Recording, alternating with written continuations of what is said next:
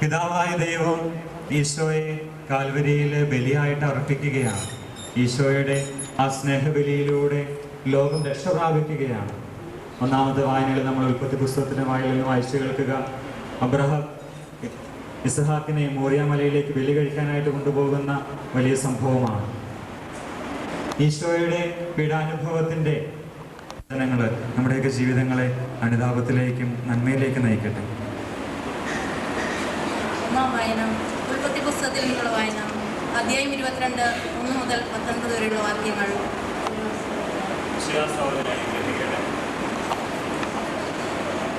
പിന്നീട് ഒരിക്കൽ ദൈവം അബ്രാഹത്തെ പരീക്ഷിച്ചു. അബ്രാഹം അവിടുന്ന് വിളിച്ചു, ഇതാ ഞാൻ, അവൻ വിളി കേട്ടു. നീ സ്നേഹിക്കുന്ന നിന്റെ ഏകമകൻ ഇസ്ഹാക്കിനെയും കൂട്ടിക്കൊണ്ട് മോറിയ ദേശത്തേക്ക് പോവുക. അവിടെ ഞാൻ കാണിച്ചു തരുന്ന മലമുകളിൽ നീ അവനെ എനിക്ക് ഒരു ദഹന ബലിയായി അർപ്പിക്കണം. അബ്രാഹം അതിരാവിലെ എഴുന്നേറ്റ് കഴുതയ്ക്ക് ജീനിയിട്ട് 2 വേലക്കാരെയും മകൻ ഇസ്ഹാക്കിനെയും കൂട്ടി ബലിക്ക് വേണ്ട വിറകും കീറിയെടുത്ത് ദൈവം പറഞ്ഞ സ്ഥലത്തേക്ക് പുറപ്പെട്ടു. 3-ാം ദിവസം അവൻ തലയുയർത്തി നോക്കിയപ്പോൾ അകലെ ആ സ്ഥലം കണ്ടു. അവൻ വേലക്കാരോട് പറഞ്ഞു, കഴുതയുമായി നിങ്ങൾ ഇവിടെ നിൽക്കുക, ഞാനും മകനും അവിടെ പോയി ആരാധിച്ച് തിരിച്ചു വരാം. അബ്രാഹം ദഹനബലിക്കുള്ള വിറകെടുത്ത് മകൻ ഇസ്ഹാക്കിന്റെ ചുമലിൽ വെച്ചു. കത്തിയും തീയും അവൻ തന്നെ എടുത്തു. അവർ ഒരുമിച്ച് മുൻപോട്ട് നടന്നു. ഇസ്ഹാക്ക് തന്റെ പിതാവായ അബ്രാഹത്തെ വിളിച്ചു, പിതാവേ, എന്താ മകനെ? അവൻ വിളി കേട്ടു.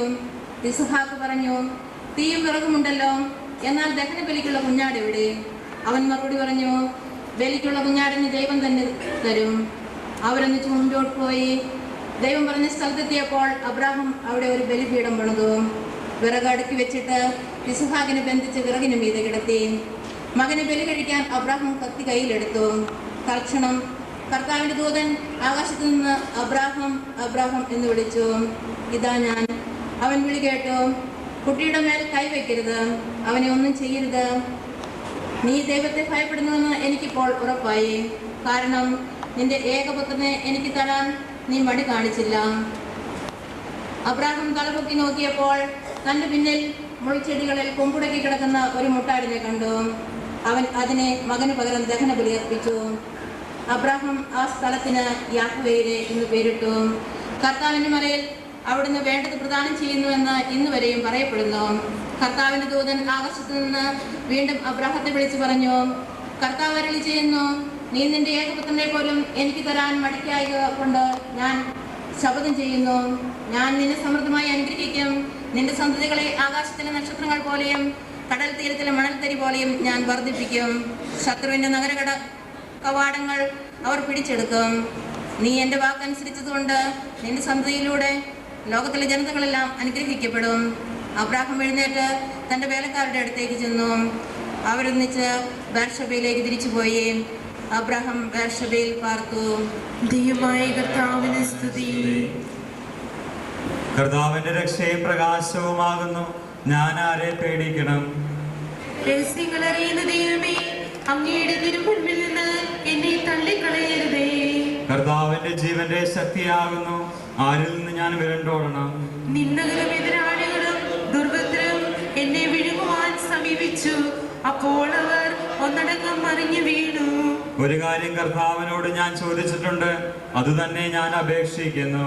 എനിക്ക് ജീവിതകാലം മുഴുവൻ കർത്താവിന്റെ ഭവനത്തിൽ വസിക്കണം. കർത്താവെ, നിന്നെ ഞാൻ വിളിക്കുമ്പോൾ എന്റെ ശബ്ദം കേൾക്കണമേ. എന്നിൽ കനിയണമേ. എനിക്ക് ഉത്തരമരുളയണമേ.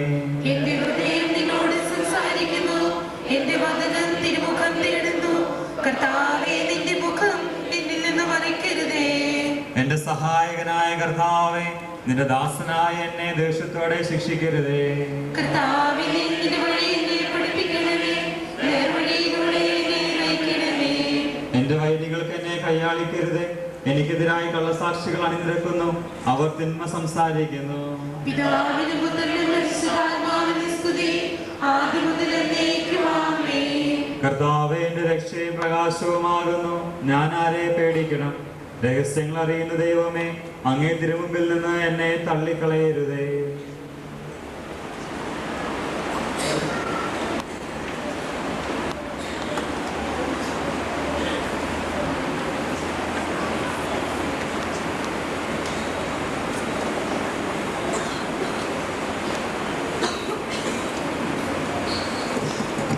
രണ്ടാം വായന യേശയ്യായുടെ പുസ്തകത്തിൽ നിന്നുള്ള വായന അധ്യായം 52 13 മുതൽ അധ്യായം 53 9 വരെയുള്ള തിരുവചനങ്ങൾ.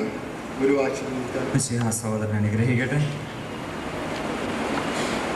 എൻ്റെ ദാസന് ശ്രേയസ് ഉണ്ടാവും, അവൻ അത്യുന്നതങ്ങളിലേക്ക് ഉയർത്തപ്പെടുകയും പുകഴ്ത്തപ്പെടുകയും ചെയ്യും. അവനെ കണ്ടവർ അമരന്നുപോയി, മനുഷ്യനെന്ന് തോന്നാത്ത വിധം അവൻ വിരൂപനായിരിക്കുന്നു. അവൻ്റെ രൂപം മനുഷ്യൻ്റെതല്ല, അവൻ അനേക ജനതകളെ പരിഭ്രാന്തരാക്കും. രാജാക്കന്മാർ അവൻ മൂലം നിശബ്ദരാകും. അവരോട് പറഞ്ഞിട്ടില്ലാത്തവ അവർ കാണും, കേട്ടിട്ടില്ലാത്തവ മനസ്സിലാക്കുകയും ചെയ്യും. നമ്മൾ കേട്ടത്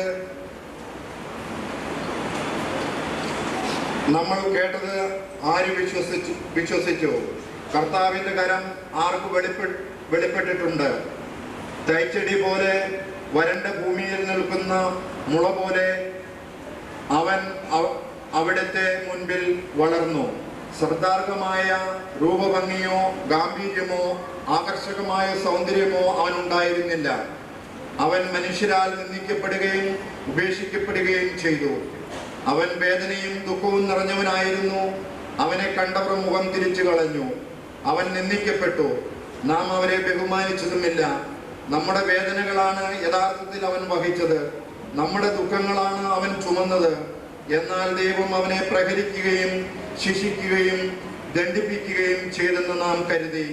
നമ്മുടെ അതിക്രമങ്ങൾക്ക് വേണ്ടി അവൻ മുറിവേൽക്കപ്പെട്ടു, നമ്മുടെ അകൃത്യങ്ങൾക്ക് വേണ്ടി ക്ഷതമേൽക്കപ്പെട്ടു. അവൻ്റെ മേലുള്ള ശിക്ഷ നമുക്ക് രക്ഷ നൽകി. അവൻ്റെ ക്ഷതങ്ങളാൽ നാം സൗഖ്യം പ്രാപിച്ചു. ആടുകളെ പോലെ നാം വഴിതെറ്റിപ്പോയി, നാം ഓരോരുത്തരും സ്വന്തം വഴിക്ക് പോയി. നമ്മുടെ അകൃത്യങ്ങൾ കർത്താവ് അവൻ്റെ മേൽ ചുമത്തി. അവൻ മർദ്ദിക്കപ്പെടുകയും പീഡിപ്പിക്കപ്പെടുകയും ചെയ്തു. എങ്കിലും അവൻ ഉരിയാടിയില്ല. കൊല്ലാൻ കൊണ്ടുപോകുന്ന കുഞ്ഞാടിനെ പോലെയും രോമം കത്തിരിക്കുന്നവരുടെ മുമ്പിൽ നിൽക്കുന്ന ചെമ്മരയാടിനെ പോലെയും അവൻ മൗനം പാലിച്ചു. മർദ്ദനത്തിലും ശിക്ഷാവിധിക്കും അധീനനായി അവൻ എടുക്കപ്പെട്ടു. എൻ്റെ ജനത്തിൻ്റെ പാപം നിമിത്തമാണ് അവൻ പീഡനമേറ്റ് ജീവിക്കുന്നവരുടെ ഇടയിൽ നിന്ന് വിച്ഛേദിക്കപ്പെട്ടതെന്ന് അവൻ്റെ തലമുറയിൽ ആര് കരുതി? അവൻ ഒരു അതിക്രമവും ചെയ്തില്ല, അവൻ്റെ വായിൽ നിന്ന് വഞ്ചന പുറപ്പെട്ടുമില്ല. എന്നിട്ടും ദുഷ്ടരുടെയും ധനികരുടെയും ഇടയിൽ അവൻ സംസ്കരിക്കപ്പെട്ടു. അവന് ക്ഷതമേൽക്കണമെന്നത് കർത്താവിൻ്റെ ഹിതമായിരുന്നു. ദൈവമായ കർത്താവിനെ സ്തുതി.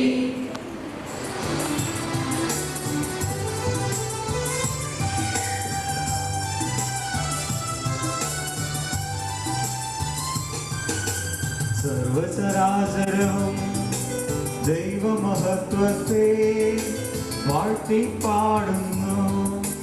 ദിവ്യാത്മാവിൻ ഗീതികളാൽ ഹല്ലേലൂയ ഗീതികളാൽ കർത്താവിൻ തിരുമരണത്തിൻ നിർമ്മലമാകും അനുസ്മരണം കൊണ്ടാടാം ഇന്നീ വേദികയിൽ.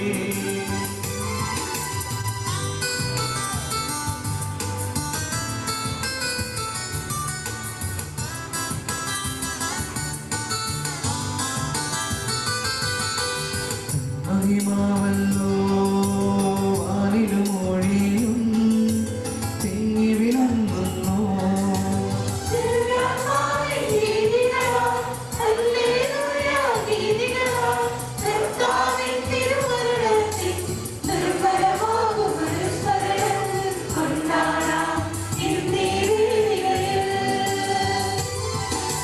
ജനതകളവിടുത്തെ മഹിമകൾ പാടുന്നു, കാണുവണങ്ങുന്നു.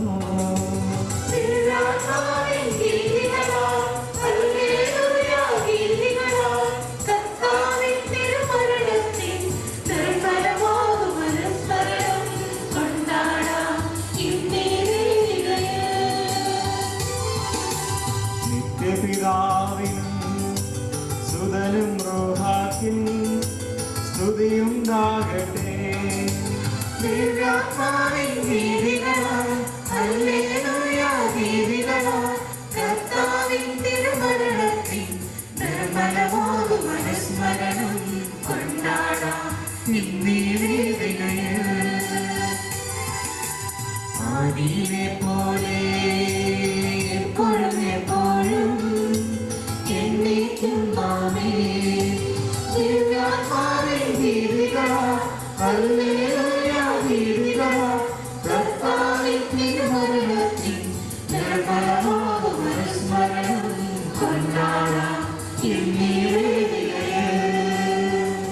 പ്രാർത്ഥിക്കാം. സമാധാനം നമ്മോടുകൂടെ. ഞങ്ങളുടെ കർത്താവായ ദൈവമേ, അങ്ങയുടെ ജീവദായകവും ദൈവികവുമായ കൽപ്പനകളുടെ മധുരസ്വരം ശ്രവിക്കുന്നതിനും ഗ്രഹിക്കുന്നതിനും ബുദ്ധിയെയും മനസ്സിനെയും പ്രകാശിപ്പിക്കണമേ.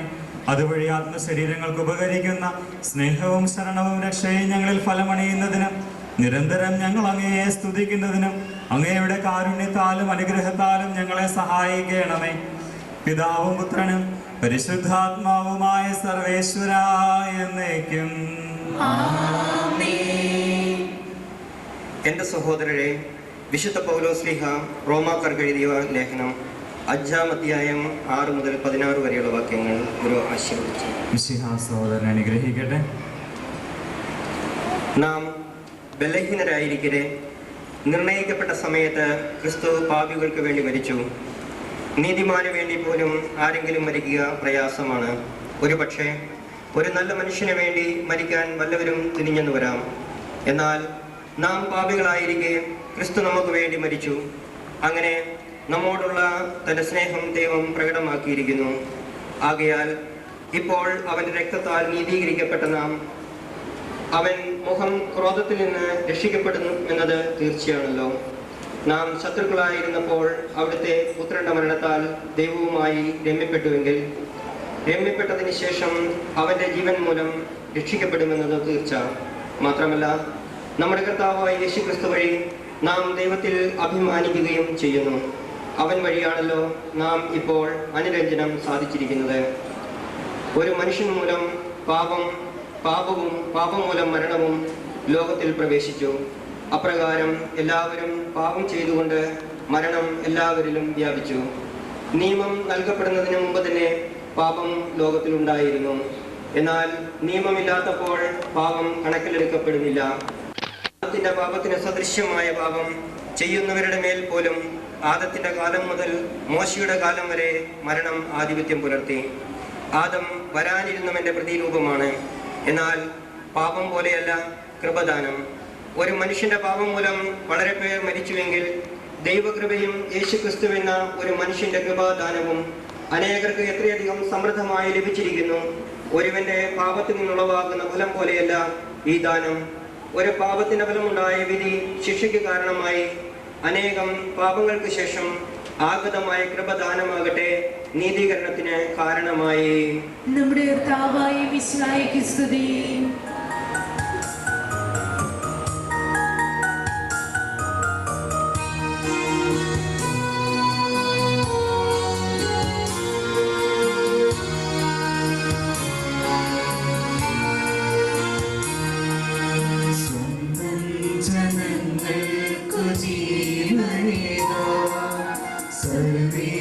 സർവേശനന്ദനം ഭൂമിൽ വന്നു.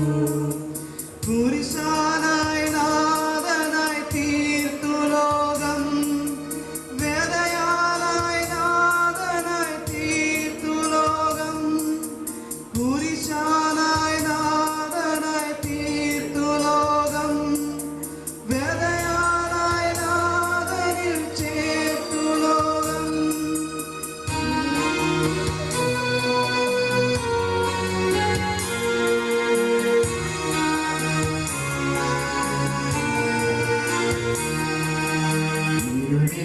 പ്രകാശം തെളിച്ചു കാട്ടാം.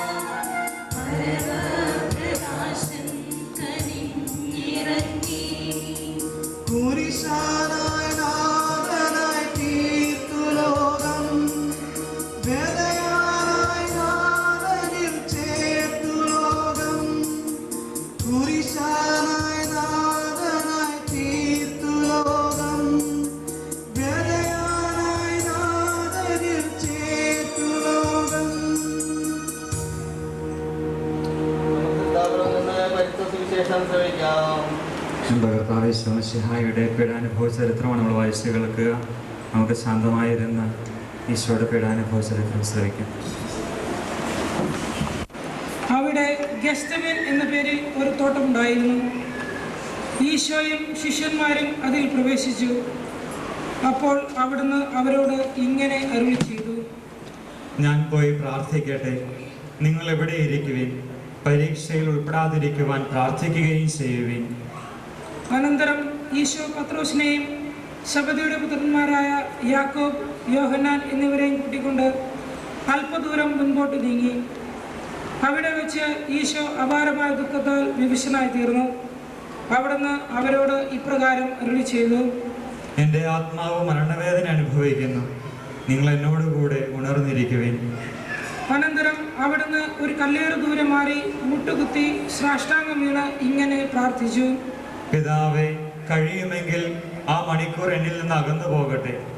അങ്ങ് സർവശക്തനാണല്ലോ. ഈ കാസ എന്നിൽ നിന്ന് മാറ്റി തരണമേ. എങ്കിലും എൻ്റെ ഇഷ്ടമല്ല, അങ്ങയുടെ ഇഷ്ടം നിറവേറട്ടെ. ഈശോ ശിഷ്യന്മാരുടെ പക്കലേക്ക് മടങ്ങി ചെന്നപ്പോൾ അവർ ഉറങ്ങുന്നതായിട്ടാണ് കണ്ടത്. അപ്പോൾ അവിടുന്ന് പത്രോസിനോട് ഇങ്ങനെ ചോദിച്ചു: ശിമയോനെ, നീ ഉറങ്ങുകയാണോ? ഒരു മണിക്കൂർ നേരം എന്നോടുകൂടെ ഉണർന്നിരിക്കുവാൻ നിനക്ക് കഴിഞ്ഞില്ലല്ലോ. പരീക്ഷയിൽ ഉൾപ്പെടാതിരിക്കുവാൻ ഉണർന്നിരുന്ന് പ്രാർത്ഥിക്കുവിൻ. ആത്മാവ് സന്നദ്ധമാണെങ്കിലും ശരീരം ബലഹീനമായിരിക്കുന്നു. അവിടുന്ന് വീണ്ടും പോയി അതേ വാക്കുകൾ തന്നെ പറഞ്ഞ് പ്രാർത്ഥിച്ചു: എൻ്റെ പിതാവേ, ഈ കാസ ഞാൻ കുടിക്കാതെ നിവൃത്തിയില്ലെങ്കിൽ അങ്ങയുടെ ഇഷ്ടം നിറവേറട്ടെ. ഈശോ വീണ്ടും തിരിച്ചു ചെന്നപ്പോഴും അവർ ഉറങ്ങുന്നതായിട്ടാണ് കണ്ടത്. അവരുടെ കണ്ണുകൾ അത്രയ്ക്ക് നിദ്രാഭാരമുള്ളവയായിരുന്നു. അവിടുത്തോട് എന്തോ മറുപടി പറയണമെന്നറിയാതെ അവർ വിഷമിച്ചു. ഈശോ അവരെ വിട്ട് 3-ാം പ്രാവശ്യവും പ്രാർത്ഥിക്കുവാനായി പോയി. അവിടുന്ന് അതേ വാക്കുകൾ തന്നെ ഉരുവിട്ടുകൊണ്ടിരുന്നു. അപ്പോൾ ഈശോയെ ധൈര്യപ്പെടുത്തുവാൻ സ്വർഗത്തിൽ നിന്ന് ഒരു മാലാഖ പ്രത്യക്ഷനായി. വേദന കഠോരമായപ്പോൾ അവിടുന്ന് കൂടുതൽ തീക്ഷ്ണതയോടെ പ്രാർത്ഥിച്ചു. അപ്പോൾ അവിടുത്തെ വിയർപ്പ് രക്തത്തുള്ളികളായി നിലത്ത് വീണു. അവിടുന്ന് പ്രാർത്ഥന കഴിഞ്ഞ് എഴുന്നേറ്റ് 3-ാം പ്രാവശ്യം ശിഷ്യന്മാരുടെ അടുക്കിലേക്ക് ചെന്നു. അവർ അപ്പോഴും ദുഃഖാർത്തരായി തളർന്ന് ഉറങ്ങുകയായിരുന്നു. അവിടുന്ന് അവരോട് ഇപ്രകാരം അരുളി ചെയ്തു: ഇപ്പോഴും നിങ്ങൾ ഉറങ്ങി വിശ്രമിക്കുകയാണോ? ഇതാ മനുഷ്യപുത്രൻ പാപികളുടെ കൈകളിൽ ഏൽപ്പിക്കപ്പെടുവാനുള്ള സമയമായി. എഴുന്നേൽക്കുവിൻ, നമുക്ക് പോകാം. എന്നെ ഒറ്റിക്കൊടുക്കുന്നവൻ അടുത്തെത്തിയിരിക്കുന്നു. അവിടുത്തെ ഒറ്റിക്കൊടുത്ത യൂദാസിന് ആ സ്ഥലം അറിയാമായിരുന്നു. എന്തെന്നാൽ ശിഷ്യന്മാരോട് ഒന്നിച്ച് ഈശോ പലപ്പോഴും അവിടെ പോകാറുണ്ടായിരുന്നു. യൂദാസ് പട്ടാളത്തെയും പ്രധാന ആചാര്യന്മാരെയും പ്രീശന്മാരുടെയും സേവകന്മാരെയും കൂട്ടിക്കൊണ്ട് അവിടെ ചെന്നു. അവർ വിളക്കുകളും പന്തങ്ങളും വാളുകളും വടികളും എടുത്തിരുന്നു. ഈശോ ശിഷ്യന്മാരോട് സംസാരിച്ചു കൊണ്ടിരിക്കുമ്പോഴാണ് 12 പേരിൽ ഒരുവനായ യൂദാസ് അവിടെ എത്തിയത്. ഒറ്റിക്കൊടുക്കാനിരുന്നവൻ അവരോട് ഇങ്ങനെ പറഞ്ഞിട്ടുണ്ടായിരുന്നു: ഞാൻ ഒരാളെ ചുംബിക്കും, അവനാണ് മിശിഹ. അവനെ നിങ്ങൾ ശ്രദ്ധാപൂർവം പിടിച്ചുകൊള്ളണം. അടുത്തെത്തിയ ഉടനെ യൂദാസ് ഇപ്രകാരം പറഞ്ഞുകൊണ്ട് ഈശോയെ ചുംബിച്ചു. ഗുരു, സ്വസ്തി. അപ്പോൾ ഈശോ അയാളോട് ചോദിച്ചു: സ്നേഹിത, നീ ഇതിനാണോ വന്നത്? യൂദാസെ, ചുംബിച്ചുകൊണ്ട് നീ മനുഷ്യപുത്രനെ ഒറ്റിക്കൊടുക്കുകയാണോ? സംഭവിക്കാൻ പോകുന്നതെല്ലാം അറിഞ്ഞിരുന്ന ഈശോ അവരുടെ അടുക്കിലേക്ക് ചെന്ന് ഇപ്രകാരം ചോദിച്ചു: നിങ്ങൾ ആരെയാണ് അന്വേഷിക്കുന്നത്? അവർ അവിടുത്തോട് മറുപടി പറഞ്ഞു: ഈശോ അവരോട് അരുളി ചെയ്തു: അത് ഞാൻ തന്നെയാകുന്നു. അവിടുത്തെ ഒറ്റിക്കൊടുത്ത യൂദാസും അക്കൂട്ടത്തിൽ ഉണ്ടായിരുന്നു. അത് ഞാൻ തന്നെയാകുന്നു എന്ന് അവിടുന്ന് അരുളി ചെയ്ത ക്ഷണത്തിൽ അവരെല്ലാവരും പുറകോട്ട് മറിഞ്ഞു വീണു. ഈശോ വീണ്ടും അവരോട് ചോദിച്ചു: നിങ്ങൾ ആരെയാണ് അന്വേഷിക്കുന്നത്? അവർ വീണ്ടും പറഞ്ഞു: നസ്രായനായ ഈശോയാണ് ഞങ്ങൾ അന്വേഷിക്കുന്നത്. അവിടുന്ന് അവരോട് ഇപ്രകാരം അരുളി ചെയ്തു: അത് ഞാൻ തന്നെയാണെന്ന് നിങ്ങളോട് പറഞ്ഞു കഴിഞ്ഞുവല്ലോ. എന്നെയാണ് നിങ്ങൾ അന്വേഷിക്കുന്നതെങ്കിൽ ഇവരെല്ലാവരും പോയിക്കൊള്ളട്ടെ. അങ്ങ് എന്നെ ഏൽപ്പിച്ചിരുന്നവരിൽ ആരെയും ഞാൻ നഷ്ടപ്പെടുത്തിയില്ല എന്നുള്ള തൻ്റെ വചനം പൂർത്തിയാകുവാനാണ് അവിടുന്ന് ഇപ്രകാരം പറഞ്ഞത്. എന്താണ് സംഭവിക്കാൻ പോകുന്നതെന്ന് മനസ്സിലാക്കിയ ശിഷ്യന്മാർ അവിടുത്തോട് ഇപ്രകാരം ചോദിച്ചു: കർത്താവേ, ഞങ്ങളും വാളെടുക്കട്ടെയോ? ശിമിയോൻ പത്രോസിന്റെ കൈവശം ഒരു വാളുണ്ടായിരുന്നു. അയാൾ പെട്ടെന്ന് അത് ഊരി പ്രധാന ആചാര്യന്റെ സേവകനെ വെട്ടി അവന്റെ വലത്ത് ചെവി മുറിച്ചു കളഞ്ഞു. ആ സേവകന്റെ പേര് മാൽക്കൂസ് എന്നായിരുന്നു.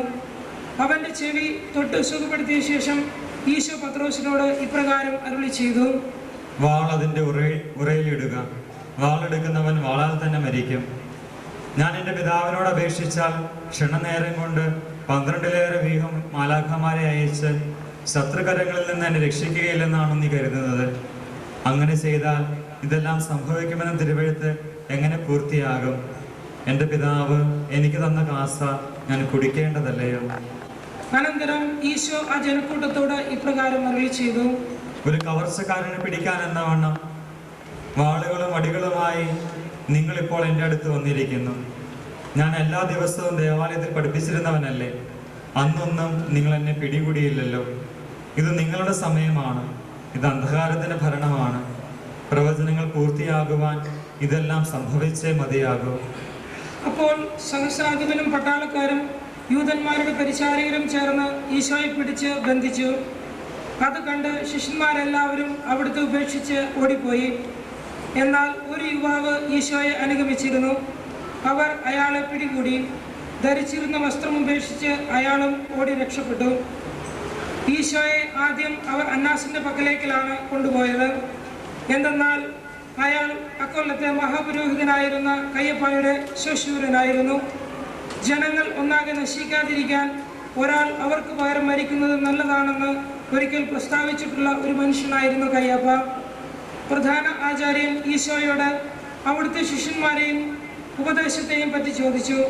ഈശോ ഇപ്രകാരം മറുപടി പറഞ്ഞു: ഞാൻ ജനങ്ങളോട് പരസ്യമായിട്ടാണ് സംസാരിച്ചിട്ടുള്ളത്. യൂതന്മാരുടെ സംഘത്തിലും ദേവാലയത്തിലും അല്ലാതെ രഹസ്യമായി ഞാനൊന്നും പഠിപ്പിച്ചിട്ടില്ല. പിന്നെ എന്തിനാണ് എന്നോട് ചോദിക്കുന്നത്? ഞാൻ എന്തു പറഞ്ഞുവെന്ന് എൻ്റെ ശ്രോതാക്കളോട് തന്നെ ചോദിക്കുവിൻ. ഞാൻ പറഞ്ഞതെല്ലാം അവർക്കറിയാമല്ലോ. അവിടുന്ന് അങ്ങനെ അരുളി ചെയ്തപ്പോൾ അടുത്ത് നിന്നിരുന്ന ഒരു പരിചാരകൻ ഇപ്രകാരം ചോദിച്ചുകൊണ്ട് അവിടുത്തെ കവിൾത്തടത്തിൽ അടിച്ചു. ഇങ്ങനെയാണോ പ്രധാന ആചാര്യനോട് മറുപടി പറയുന്നത്? ഈശോ അയാളോട് ചോദിച്ചു: ഞാൻ പറഞ്ഞതിൽ എന്തെങ്കിലും തെറ്റുണ്ടെങ്കിൽ അത് കാണിച്ചു തരിക. തെറ്റൊന്നുമില്ലെങ്കിൽ പിന്നെ എന്തിനാണ് എന്നെ അടിച്ചത്? അന്നാസ് ഈശോയെ ബന്ധിതനായി തന്നെ മഹാപുരോഹിതനായ കയ്യപ്പായുടെ അടുക്കിലേക്ക് അയച്ചു. പ്രധാന ആചാര്യന്മാരും നിയമജ്ഞന്മാരും ജനപ്രമാണികളുമെല്ലാം അവിടെ സമ്മേളിച്ചിരുന്നു.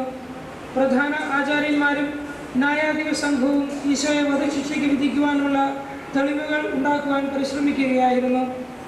എന്നാൽ അതിൽ അവർ പരാജയമടഞ്ഞു. പലരും അവിടുത്തേക്കെതിരായി കള്ളസാക്ഷ്യം പറയുവാൻ തയ്യാറായി ചെന്നുവെങ്കിലും അവരുടെ സാക്ഷ്യങ്ങൾ തമ്മിൽ പൊരുത്തപ്പെടാതെ പോയി.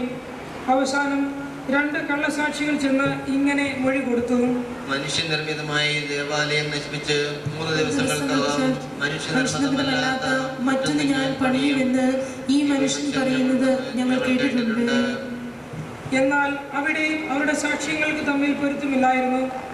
മഹാപുരോഹിതൻ അവരുടെ മധ്യ എഴുന്നേറ്റ് നിന്നുകൊണ്ട് ഈശോയോട് ഇപ്രകാരം ചോദിച്ചു: ഈ മനുഷ്യരെല്ലാം നിനക്കെതിരായി നൽകുന്ന സാക്ഷ്യങ്ങളെ കുറിച്ച് നിനക്കൊന്നും പറയുവാനില്ലേ? ഈശോ യാതൊരു മറുപടിയും നൽകിയില്ല.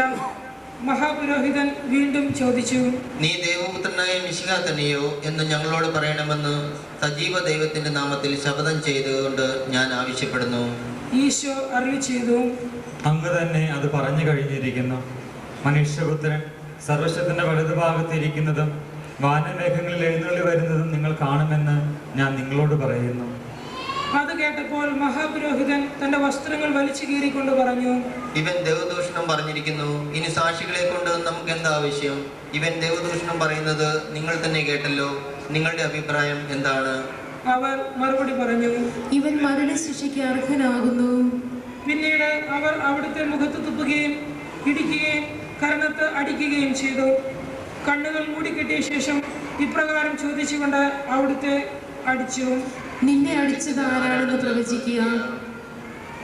അവർ അവിടത്തേക്കെതിരായി പല ദൂഷണങ്ങളും പറഞ്ഞുകൊണ്ടിരുന്നു. ശിമയോൻ പത്രോസും മറ്റൊരു ശിഷ്യനും മഹാപുരോഹിതന്റെ അങ്കണം വരെ ദൂരത്തു കൂടി ഈശോയെ അനുഗമിക്കുന്നുണ്ടായിരുന്നു. ആ ശിഷ്യൻ മഹാപുരോഹിതനെ പരിചയമുണ്ടായിരുന്നതിനാൽ ഈശോയോട് കൂടെ മഹാപുരോഹിതന്റെ നടുമുറ്റത്ത് പ്രവേശിക്കുവാനായി സാധിച്ചു. എന്നാൽ പത്രോസ് പുറത്ത് വാതിൽക്കൽ നിൽക്കുകയായിരുന്നു. അതിനാൽ മഹാപുരോഹിതനെ പരിചയമുണ്ടായിരുന്ന മറ്റേ ശിഷ്യൻ വാതിൽ കാവൽക്കാരിയോട് ശുപാർശ ചെയ്തു. ശിമയോൻ പത്രോസിനെയും അകത്ത് പ്രവേശിപ്പിച്ചു. ആ വാതിൽ കാവൽക്കാരി ശിമയോനോട് ചോദിച്ചു, താനും ആ മനുഷ്യന്റെ ഒരു ശിഷ്യനല്ലയോ? പെട്ടെന്ന് അയാൾ മറുപടി പറഞ്ഞു, ഞാൻ ആ മനുഷ്യന്റെ ശിഷ്യനല്ല. കാര്യങ്ങൾ എങ്ങനെ അവസാനിക്കുമെന്ന് കാണാനായി ശിമയോൻ ഭൃത്യന്മാരോട് കൂടെ അകത്ത് കാത്തിരുന്നു. കുളിരായിരുന്നതിനാൽ ഭൃത്യന്മാരും സേവകന്മാരും തീ കൂട്ടി കാഞ്ഞുകൊണ്ടിരുന്നു. ശിമയോനും അവരോടുകൂടെ തീ കായുകയായിരുന്നു. അപ്പോൾ മഹാപുരോഹിതന്റെ ഒരു പരിചാരിക ആ വഴി വന്നു.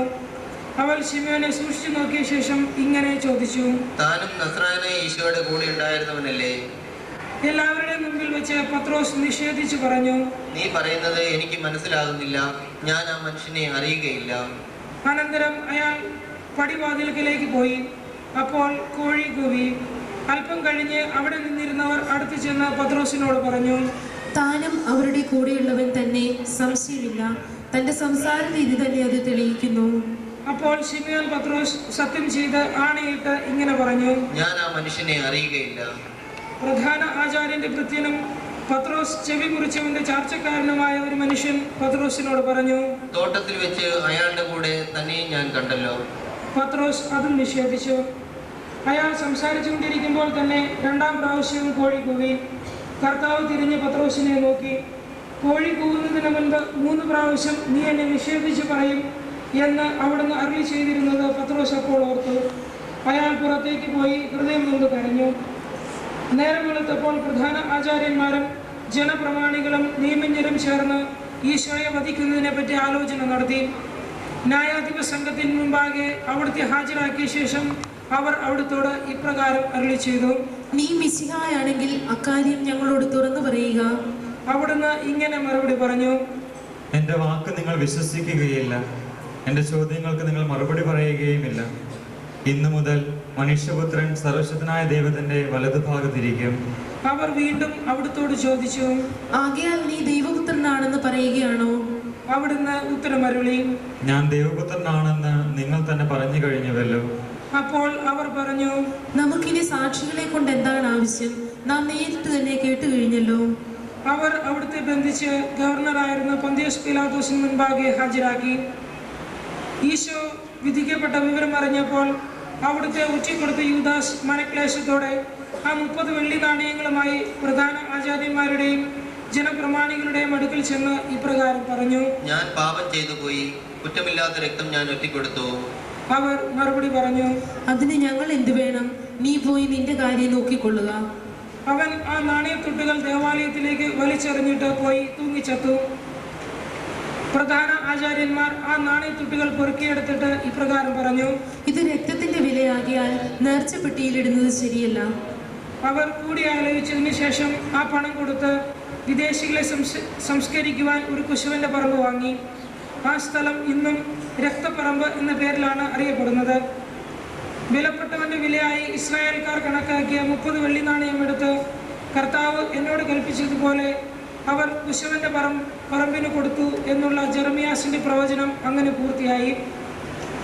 നേരം പുലർച്ചെയായപ്പോൾ അവർ ഈശോയെ കയ്യപ്പായുടെ ഭവനത്തിൽ നിന്ന് ഗവർണർ കൊട്ടാരത്തിലേക്ക് കൊണ്ടുപോയി. അശുദ്ധരാകാതെ പെസഹ ഭക്ഷിക്കേണ്ടിയിരുന്നതിനാൽ അവരാരും കൊട്ടാരത്തിലേക്ക് പ്രവേശിച്ചില്ല. അതിനാൽ പീലാത്തോസ് പുറത്തേക്ക് ഇറങ്ങിച്ചെന്ന് അവരോട് ഇങ്ങനെ ചോദിച്ചു, എന്ത് കുറ്റമാണ് നിങ്ങൾ ഈ മനുഷ്യന്റെ മേൽ ആരോപിക്കുന്നത്? അതിന് അവർ ഇങ്ങനെ മറുപടി പറഞ്ഞു, കുറ്റക്കാരനല്ലായിരുന്നുവെങ്കിൽ ഞങ്ങൾ അയാളെ അങ്ങയുടെ സമക്ഷം ഹാജരാക്കിയില്ലായിരുന്നു.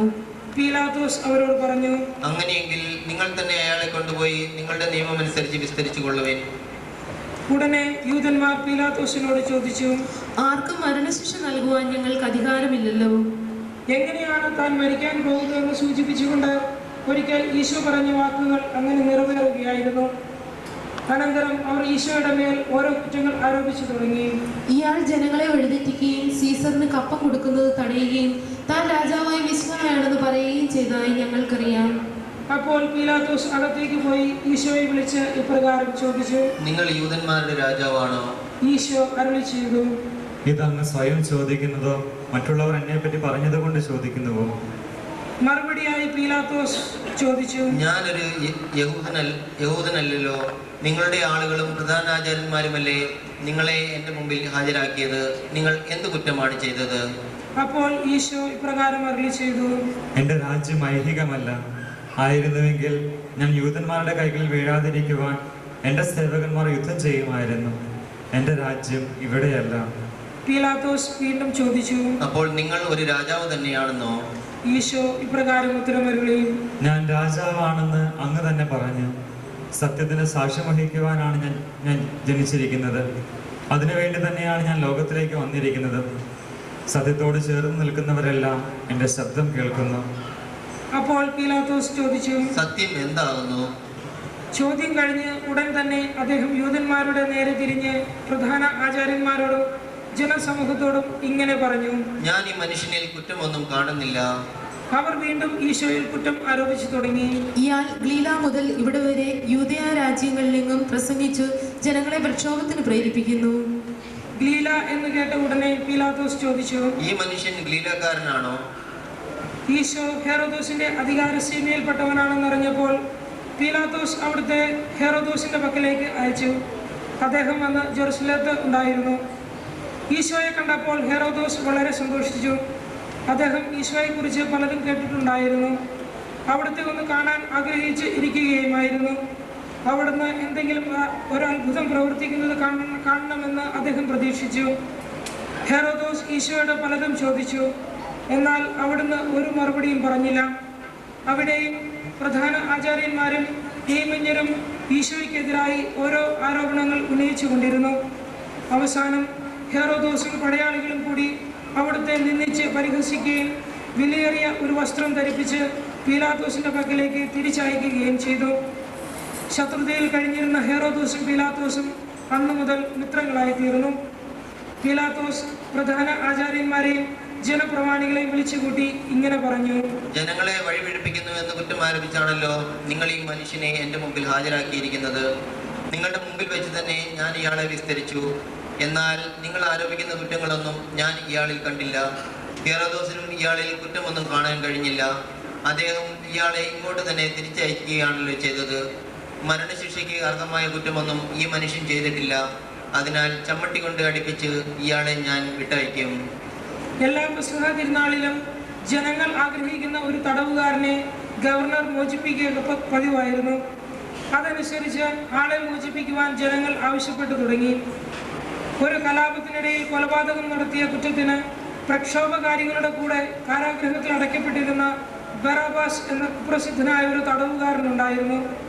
ജനങ്ങൾ കൂട്ടം കൂടിയപ്പോൾ പീലാത്തോസ് അവരോട് ചോദിച്ചു, പെസഹ തിരുനാളിൽ ഒരു തടവുകാരനെ മോചിപ്പിക്കുക പതിവാണല്ലോ. ഞാൻ ആരെയാണ് മോചിപ്പിക്കേണ്ടത്?